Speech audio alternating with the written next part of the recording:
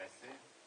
Et donc, qu'est-ce qui se passe? Il retourne avec sa voiture à l'hôtel où il loge, et là il retrouve Capucine, enfin Monique. Elle est fermée, elle a le nez complètement tuméfié, il est extrêmement embarrassé, il essaye par quelques fois d'aborder le sujet, il s'y refuse complètement.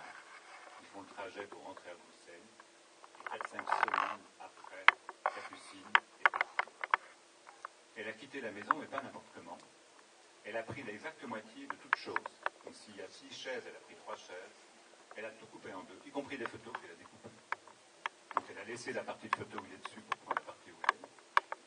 Mais elle a fait 2 choses que Vladimir ne supporte pas. La première chose, c'est qu'elle lui a coupé tous ses pantalons. Tu te comportes comme un gamin, plus l'autre court. Mais elle a fait pire.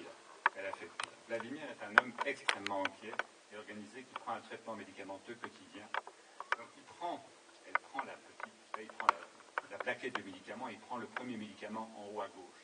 Il écrase le petit dôme en plastique, il retire la clé de pastille d'aluminium qui est libérée, il prend le médicament, avec le petit doigt, il remet le dôme en plastique. Puis il prend la deuxième, le troisième en ordre bien. Puis il a encore la plaquette, il finit, il la range dans la boîte, il prend la deuxième. Et son rituel, c'est que quand toutes les plaquettes vides, il ferme la boîte et il la jette. Il fait ça, c'est un rituel qu'il a. On peut en rire, mais voilà, on en a chacun, lui c'est le sien. Et donc Capucine a coupé ses pantalons et elle a écrasé tous ses médicaments. Et là, pour lui, c'est un acte absolument barbare. Il a été humilié. Et quand il dit ça, j'ai pas assez de poumons pour le faire, tellement ça vient de loin. Ils vont se bagarrer à coups d'avocat pour le patrimoine, pour toutes sortes de choses. Les enfants sont grands, c'est au niveau de la garde des enfants, le problème n'est pas là, mais ils ont des biens, ces gens-là, et donc c'est la déchirure et la dispute inlassable. Et là, ils sont en train de se disputer sur la disparition de toute une série de bouteilles de vin dans la cave à vin qui fait que c'est interminable comme combat. C'est un peu incompréhensible cette histoire, et donc quand moi je travaille avec eux, je vais faire ce que je fais d'habitude, c'est-à-dire je vais essayer de remonter au-delà de l'événement. Pour moi, l'histoire, ça ne commence pas par cette scène dans la voiture, ou par cette déchirure de pantalon. En fait, Capucine, quelques jours avant de descendre dans le sud de la France, a subi une intervention chirurgicale gynécologique ambulatoire, dont elle n'avait pas parlé à son mari. Et donc, quand elle est dans le sud de la France, elle est en train de se dire qu'est-ce qu'elle est en train de foutre, cette femme. Elle se dit, j'ai 50 ans, je suis prof de français, belge, je me retrouvais dans je crois que la région de France, c'est la Tarn, le Tarn. Elle dit, mais qu'est-ce que je vais aller foutre là, je vais m'enterrer. Parce que lorsqu'elle a fait cette intervention chirurgicale, le type qui a fait l'intervention, à qui elle adresse son inquiétude, elle dit, c'est grave, docteur, ce que j'ai. Et le type lui a répondu que de temps en temps, on peut faire des dégâts sans le vouloir. Il a répondu, non, c'est pas grave, madame, mais il faut que vous viviez. Ah bon? Et donc elle subit cette petite intervention, puis elle rentre chez elle, et cette phrase résonne en elle. Il faut que je vis. Ça veut dire quoi? Ça veut dire que je suis peut-être en instance de mort, ou peut-être que ma vie n'est pas une vie qui vaut la peine d'être vécue. Enfin, ça a vraiment eu un impact. Et quand elle regarde les arbres au coucher du soleil dans la voiture, elle est traversée par cette question. Est-ce que je vais aller m'enterrer à 50 balais dans un petit village au sud de la France, loin de tout, où j'aurai pas de copine, pas de travail, pas d'amis, je serai seule? Je vais m'emmerder à cet endroit-là. Elle est en train de visiter ça. Au moment où on évoque ça, le mari dit, mais tu m'avais pas dit, enfin l'ex-mari, tu m'avais pas dit que tu avais subi cette intervention chirurgicale. Capucine, il est issu d'une famille flamande, ce qui n'est pas un symptôme, hein. Je suis flamande, donc je peux le dire. Elle est issue d'une famille flamande, marquée par la honte, parce que la famille de madame avait fait des choix politiques pas tout à fait honorables pendant la Deuxième Guerre mondiale. Et donc elle a été élevée dans la croyance absolue qu'une femme, ça ferme sa gueule. Excusez-moi, c'est pas que ça se fait, c'est beaucoup plus violent que ça. Une femme ne dit pas son point de vue, elle suit son mari. C'est comme ça qu'elle a été élevée, Capucine. C'est comme ça qu'elle a été baignée. Et donc quand son mari lui a dit on va aller s'installer dans le sud de la France, ben, elle a dit ok si tu veux. Mais au fond d'elle, c'est pas vraiment ce qu'elle voulait. Et donc elle était en train de se promener du côté de l'idée qu'elle n'irait peut-être pas dans le sud de la France, au moment où il lui éclate de nuit. En ce qui concerne Vladimir, dans les semaines qui précèdent le voyage dans le sud de la France, il s'est également passé des choses. Vladimir est issu d'une famille espagnole. Le père de Vladimir est un homme qui a été marqué par le franquisme. Toute la famille de monsieur a été massacrée par ce franquisme. Il est arrivé en Belgique, il a trouvé refuge en Belgique, mais c'est un homme triste. ses frères, ses sœurs, tout le monde est marqué par cette destruction. Il y a eu des morts nombreuses. Franco avait des camps de concentration différents de ceux d'Hitler, mais dont le projet était le même, c'était de tuer à tour de bras, et toute sa famille a été massacrée. C'est un homme triste. Et puis un beau jour, quand Vladimir est petit garçon, l'instituteur de Vladimir est venu voir son père en lui disant, tu sais, ton fils est très très intelligent, il pourra faire des études. Et quand il lui a dit ça, Vladimir a vu son père sourire. Et Vladimir en a été très très bouleversé, parce que ça voulait dire que lui, par ce qu'il faisait, il pouvait sourire, faire sourire son père. Et c'est devenu sa quête, faire sourire son père, devenir l'antidépresseur de son père. Vladimir a une très belle carrière professionnelle, une très belle carrière scolaire et professionnelle, et puis, depuis toujours, il dit à son père, papa, j'ai une grosse voiture allemande, si tu veux, je t'emmène en Espagne. Et le père s'y est toujours refusé, s'est toujours opposé à cette idée, parce que ça lui semblait pas une bonne idée de retourner dans ce pays qui avait massacré toute sa famille. Mais à force de conviction, Vladimir et son frère ont réussi à convaincre ce papa d'aller dans le sud de la France, en Espagne.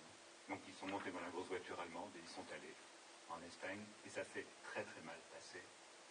Le père de Vladimir a pleuré, et pour la première fois de sa vie, Vladimir, plutôt que de faire sourire son père, l'avait fait pleurer. Tout ça se joue dans les semaines qui précèdent la descente dans le sud de la France et la déflagration. Alors si vous faites un tout petit peu le lien entre ces quelques hypothèses théoriques et cette histoire, vous vous rendez bien compte quelque part que Vladimir, il a fait une expérience dévastatrice. Il s'est rendu compte qu'il était d'une violence sans nom. Violence qui a tellement fait du mal à son père. Que les autres soient violents, voyez-vous, ça va, mais de découvrir qu'on les soit même, c'est abominable. Or, il a frappé sa femme, il l'a véritablement massacrée. Il est en contact avec une image de lui qui est absolument dévastatrice. Et Capucine, elle est en contact avec une image extrêmement difficile à porter, qui est celle d'une femme qui dit non alors qu'une femme ça ne dit rien. Elle a osé essayer de marquer sa différence et elle s'est fait éclater le visage. Alors qu'est-ce que vont faire cet homme et cette femme? Ils vont faire ce que beaucoup d'entre nous font. Ils vont inventer un conflit qui ne se résout jamais. Ils vont inventer une dispute qui se rejoue à chaque instant, ce que je me suis permis d'appeler la mal-séparation, c'est-à-dire une relation qui, plutôt que de devenir ou de rester une relation d'amour, devient une relation de désamour. L'autre continue à être présent de manière corporelle grâce à ce conflit, puisqu'il est toujours là, on est en train de se bagarrer avec lui, le corps de l'autre n'a pas parti, et dès lors on est toujours habité de cette relation corporelle. On est dans une temporalité à l'instant. Quand vous parlez avec quelqu'un qui est dans une dispute inlassable, l'autre est toujours là, et on construit son temps par rapport à l'autre. On est dans une histoire mythique, parce que ce combat devient notre mythologie relationnelle. Et on est toujours en train de se promener du côté de ses blessures, donc il y a toujours cette relation pseudo-thérapeutique. Ce qu'on peut faire, c'est inventer une histoire qui n'en finit jamais. Et c'est un acte de résilience pour nous mettre dans l'axe de cette journée. C'est-à-dire, quelque part, qu'en inventant cette relation qui ne finit jamais, on continue à se protéger de ce qui pourrait se passer si l'autre disparaissait vraiment, parce qu'à ce moment-là, on serait confronté à un véritable effondrement psychique, à une véritable, comment dirais-je, confrontation à des fantômes extrêmement puissants. Pour Vladimir, c'eût été de se consacrer à devoir se mettre en lien avec sa propre violence, c'est-à-dire en quoi il ressemble éventuellement, c'est en tout cas sa crainte, à ceux qui ont absolument détruit sa propre famille. Elle, quelque part, de se mettre en lien avec des images un peu difficiles à porter sur le statut de la femme. Grâce à cette dispute qui n'en finit pas, il empêche tout ce travail-là, il se met dans une histoire qui tourne, et ne font que croiser des gens qui leur disent calmez-vous, calmez-vous, calmez-vous. Moi, ce que j'ai proposé simplement, c'est de leur dire écoutez, si vous passez beaucoup de temps à vous disputer, c'est que probablement vous avez beaucoup de bonnes raisons de le faire. Je vais vous proposer qu'on essaye de réfléchir ensemble aux bonnes raisons qui sont les vôtres, d'avoir envie de discuter sans cesse, et de déboucher sur l'idée, plutôt que de se caresser, on se griffe, plutôt que de se dire des mots d'amour, on se dit des mots de haine, plutôt que de passer son temps à se retrouver, on passe son temps à s'éloigner, peu importe. Le mime est le même, la danse est semblable. Plutôt que de rester proche de l'autre et de consacrer toute son énergie à se rapprocher, on reste loin de l'autre, mais on passe toute son énergie à s'éloigner. Ça veut donc dire que l'autre reste éminemment présent, malgré son absence. Voilà, c'est les quelques mots que je voulais vous proposer. Je vous remercie de votre attention.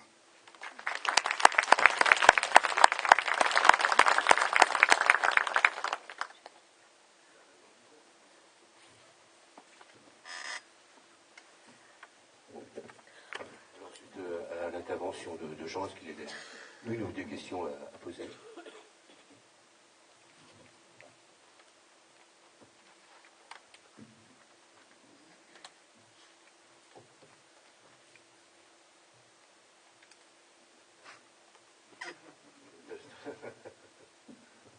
Si vous avez des souvenirs personnels, mais vous, à ce moment-là, vous ne les présentez pas comme ça. Vous dites, j'ai connu quelqu'un qui, vous voyez, là, on ne posera pas de questions. Voilà, racontez-nous votre vie.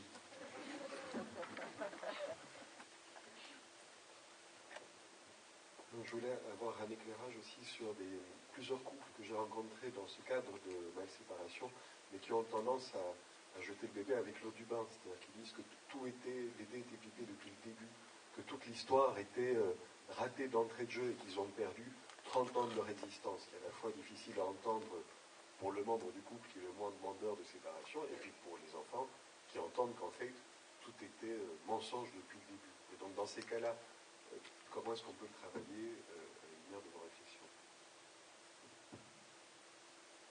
Non, je suis parti pour une demi-heure de conférence. Moi, je ne suis pas pressé. Mais je suis pas tout à fait sûr d'avoir bien entendu. Tu ne peux pas redire ce que j'ai... Alors, ma question, je vais parler plus près du micro pour tenir compte... Comment est-ce qu'on fait avec les enfants Non, comment est-ce qu'on fait quand le couple présente une situation où ils disent, en fait, depuis 30 ans, tout est raté depuis le début. Donc ils sont dans une mal séparation. Ils continuent à se disputer, mais la manière dont ils racontent leur histoire, c'est que d'entrée de jeu, en fait, c'était une erreur, qu'ils n'étaient pas faits pour se rencontrer, et qu'ils jettent le bébé avec l'eau du bain. Que donc ils n'ont aucun souvenir positif, ce qui est difficile de se construire ensuite après cela, en disant la moitié de notre vie a été un échec, et comment les enfants aussi peuvent survivre à ce que ses parents se racontent.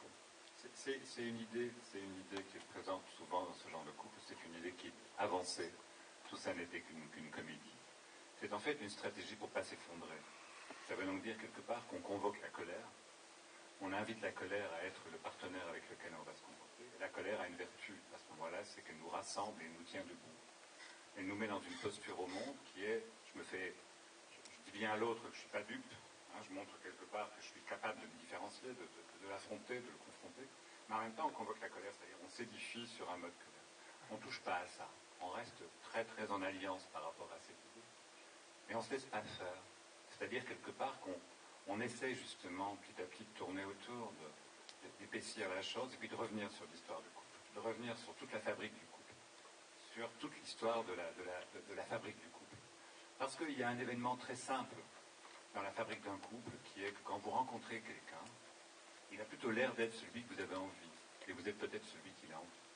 Donc il y a quelque chose du côté de ce mythe fondateur, quelque chose qui est de l'ordre de l'idéal, ou peut-être pas aussi fort, mais quelque chose qui a à voir avec l'idée que peut-être l'autre est vraiment celui que vous cherchez, et vous êtes peut-être vraiment celui que l'autre cherche, jusqu'à un certain point. Et puis au moment de la fabrique du couple, il y a quelque chose qui surgit, qui est du côté de la déception. Tout à coup, l'autre n'est pas, vous n'êtes pas, et nous ne sommes pas. Et donc, la fabrique de la conjugalité, pas la conjugalité, la fabrique de la relation d'amour, elle est construite à la fois sur l'idée que l'autre pourrait être, que nous pourrions être, et que le couple que nous fabriquons pourrait être. Quelque chose qui est génial, merveilleux, extraordinaire, tout ça. Et en même temps, un peu le contraire. Quelque chose qui est non, l'autre n'est pas, je ne suis pas, et nous ne sommes pas. Dans la fabrique d'un couple, il y a un moment un choix, conscient, inconscient, involontaire, tout ça, qui s'opère, qui est de rester avec l'autre malgré quelque chose qui vient faire effraction par rapport à ça. Donc dans la fabrique de la relation, il y a quelque chose où on s'est posé la question de savoir est-ce qu'on reste avec cette personne ou est-ce qu'on ne reste pas. Parce qu'au fond, la rencontre est toujours le fruit du hasard, mais le fait de maintenir un lien est un peu moins le fruit du hasard. Et donc, quand quelqu'un annonce cela n'a été qu'une vaste comédie, c'est un mensonge, en quelque sorte, on revient sur cet élément fondateur de sa propre histoire. Si j'avais su, j'aurais pas fait ce choix-là. Je me suis trompé. Donc c'est très protecteur de consister à penser que c'est un mensonge, que tout ça n'a été qu'une vaste comédie, parce que ça signifie que l'autre s'est mis en scène de telle sorte que j'ai été pris dans une illusion. Je me suis fait avoir. Je ne me suis pas trompé, je me suis fait avoir. Si on se promène du côté de l'histoire, si on revient sur la narration, sur l'histoire de la relation, sur toutes les étapes de la fabrique du lien, sur toutes les étapes de la vie d'un couple. Les événements importants, la naissance des enfants, l'achat d'une maison, le décès des parents, enfin tout ce qui a modifié l'architecture d'un couple, à un moment ou à un autre, il y a quelque chose qui se délite, il y a quelque chose qui se défait, il y a quelque chose qui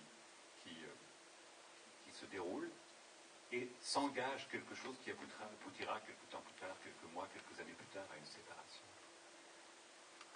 Et à ce moment-là, on peut faire une greffe qui est... On a tous été voir des romans, des films au cinéma, on est dans un cinéma, ou des romans dont la narration nous a émerveillés sauf les 10 dernières pages. C'est-à-dire quelque part qu'une histoire n'est pas une destinée. Ce qui nous arrive n'est pas écrit. Ce qui arrive, nous l'écrivons. Et on peut très très bien imaginer qu'une relation a été bonne pendant 10 ans et puis quelques temps après que ce soit dégoûté. C'est pas parce que la fin est mauvaise que toute l'histoire est mauvaise. Si on se promène en déployant, en reprenant tout simplement la capacité que le couple a eu d'inventer des solutions au gré du temps qui passe, de revenir sur cette construction, on voit quelque part que le couple peut commencer, après un certain temps, à s'approprier cette histoire qui est que la fin ne détermine pas toute l'histoire. Ce qui naturellement est une question que les enfants vont poser. Parce que les enfants vont venir en disant vous vous séparez, là, ça veut dire qu'au moment où vous m'avez fabriqué, déjà votre couple était foireux. Et là, naturellement, on peut naturellement soutenir cette idée que non, à l'époque, c'était pas foireux du tout. Donc il y a quelque chose qui viendra si on prend le temps de déployer l'histoire. Parce que dans un premier instant, de manière défensive, les séparer, celui qui est abandonné par l'autre, celui qui est trahi par l'autre, celui qui a l'impression que quelque part c'est l'autre qui va énoncer cela, mais c'est uniquement protecteur. C'est une manière quelque part de dire je me suis fait avoir, c'est-à-dire je ne me suis pas trompé, c'est pas ma faute. Donc c'est dans ce registre-là, si on vient se promener au travers d'un déploiement de l'histoire, il y a quelque chose qui peut se réapproprier par cette page. Je ne sais pas si je réponds, Jérôme.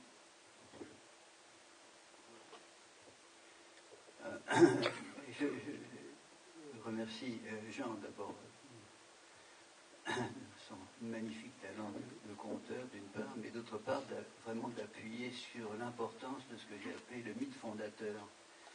C'est-à-dire qu'aucune institution ne peut se fonder sur elle-même. C'est-à-dire que deux êtres ne peuvent pas créer un couple s'il n'y a pas un élément extérieur, mythique, qui vient le fonder, c'est-à-dire ce qu'on appelle une dimension mythique, qui existe dans tous les groupes, qu'ils soient petits ou grands. Si vous prenez la fondation de Rome, le mythe de Romulus et Rémus, enfin, toutes les institutions ont besoin d'un regard qui vient de l'extérieur pour pouvoir se fonder. Il faut un tiers imaginaire. Et le tiers imaginaire dans les couples, c'est effectivement un mythe de destin. Comme si leur relation était prédestinée. C'est absurde parce qu'effectivement la plupart de nos rencontres sont liées au hasard. Donc il faut créer quelque chose, se raconter une histoire. Et un couple qui se crée se raconte une histoire, avec des histoires qui peuvent être grandioses, enfin, ou extraordinaires, comme ce couple que j'ai vu où ça se passait sur la place Tiananmen à Pékin au moment des événements de la place, et où le monsieur était attaché à l'ambassade de France, et il a sauvé une jeune femme qui s'est pas mal trompée, elle était vraiment superbe. Hein. Et enfin bref, un mythe, c'est magnifique. D'où d'ailleurs leur difficulté à se séparer, c'est pour ça qu'il m'a invité à passer. Donc, mais ça peut être donc une histoire grandiose, ça peut être une histoire modeste. Ah, c'est extraordinaire qu'on soit rencontrés, on a le même signe zodiacal, vous vous rendez compte? Ouais, c'est formidable, ça c'est bien. Et l'autre qui me dit oui, mais vous savez, c'est formidable, on n'avait pas le même signe zodiacal, c'est formidable. Hein.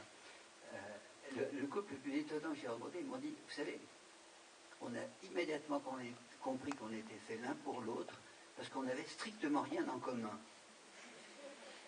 Donc, on ne peut pas ne pas se raconter une histoire. Et nous, on reçoit assez régulièrement des couples en grande difficulté parce que, justement, il y a un problème, ils ne sont pas mis de fondateurs. Ils sont mis en couple parce que il y a un bébé qui arrivait, par exemple. Ou alors, je me souviens d'une dame qui m'a dit, écoutez, je sais exactement pourquoi mon couple ne va pas. c'est parce que c'est la seule décision rationnelle que j'ai prise dans ma vie. Mais c'était extrêmement bien vu, extrêmement bien vu.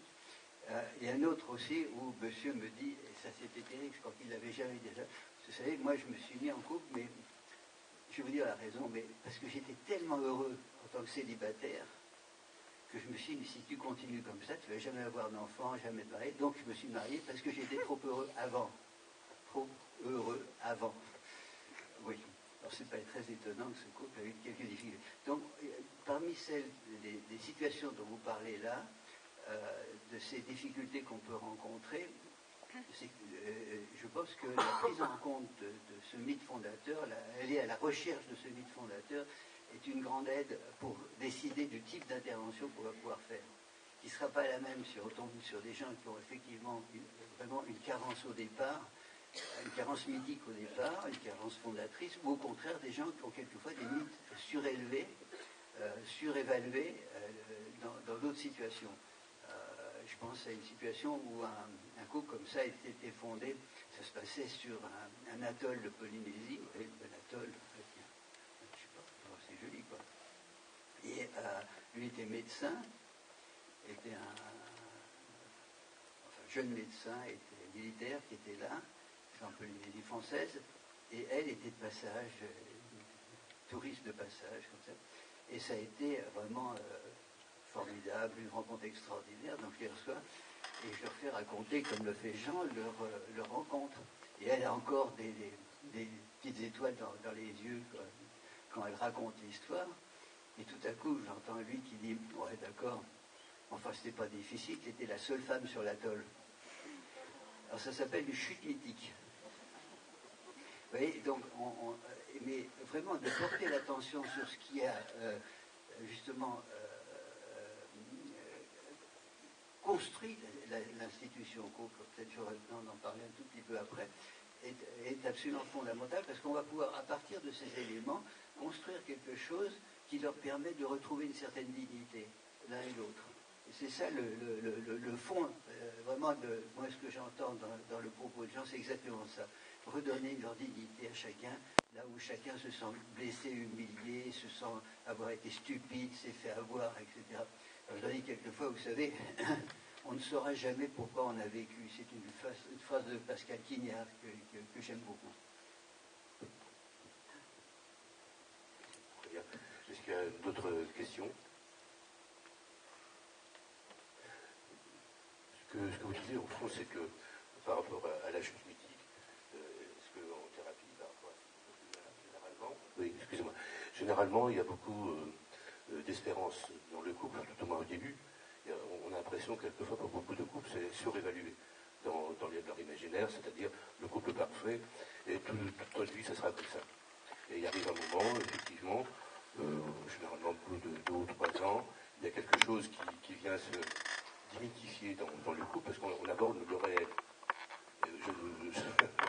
Je vois souvent en thérapie de couples qui abordent le réel, il y a comme une démystification dans leur imaginaire par rapport au couple d'avant, et c'est comment retravailler le couple d'après. C'est-à-dire, au fond, c'est comment, si j'ai bien compris, remettre le greffé du mythe dans ce couple qui, au fond, avait espéré beaucoup. Il semble qu'après, avec le temps, ça s'est démystifié et que, bon, ça a perdu un peu de sa saveur. Est-ce que le travail, pour vous, n'est pas aussi, quelque part, de reprojeter, de remettre du mythe dans ce couple, mais ce ne serait plus jamais un couple comme avant, et se retravailler le couple comme après? Moi, je pense que ça ne se démythifie pas. Je pense que quelque part, le mythe, c'est pas... Le mythe et l'idéal, c'est deux choses qui sont un peu différentes. Le mythe, c'est ce qui fait sens. L'idéal, c'est un des éléments constitutifs du mythe, mais ce n'est pas le mythe. Donc pour moi, la fabrique d'une relation est une promenade qui ne s'interrompt jamais autour de deux énigmes fondatrices, qui est pourquoi l'autre, pourquoi cet autre. Il n'y a pas de réponse.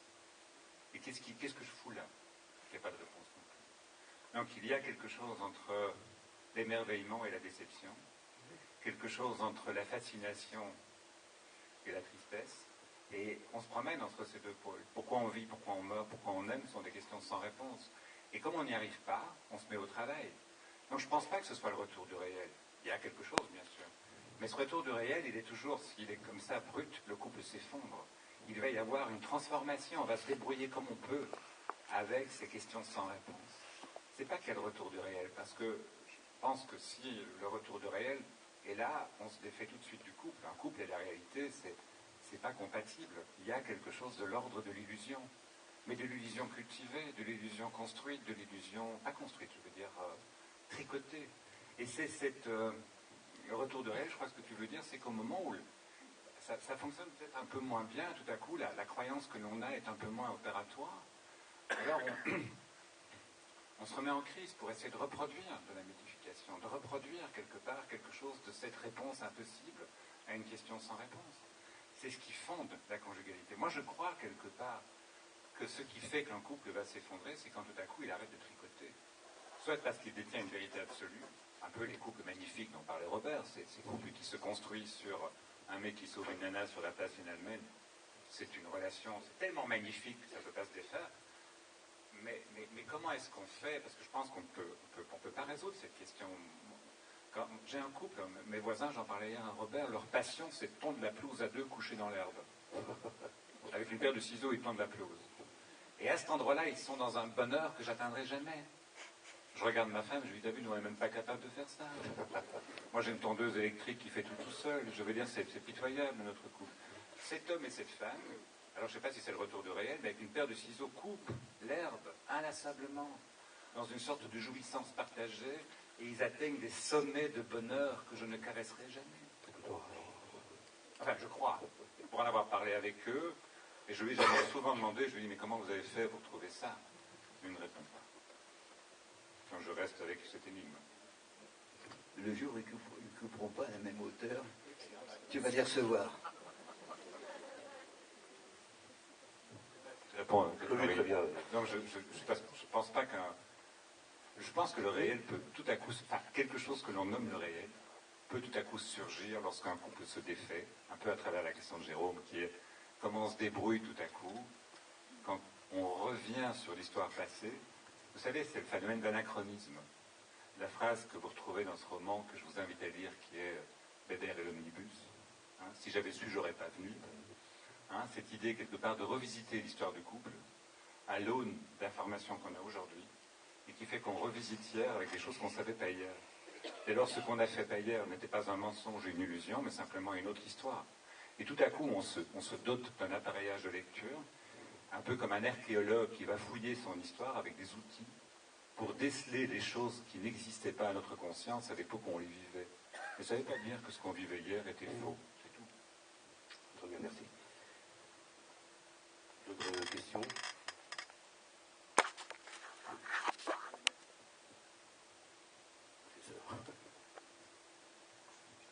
C'est un très bon démarrage, cette journée, très, très passionnant.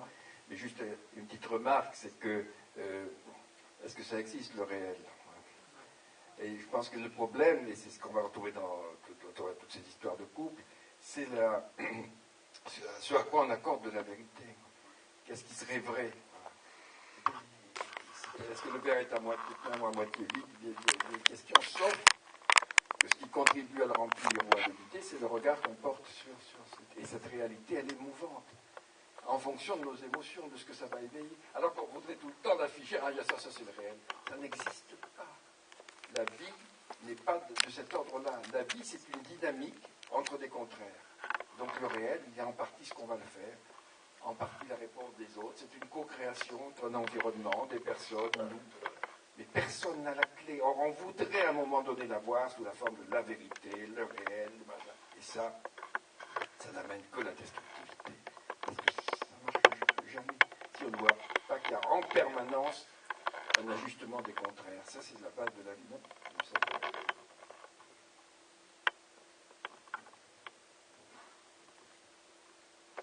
Très bien, écoutez, nous allons faire une petite pause d'un quart d'heure. Nous reprenons à 10h30.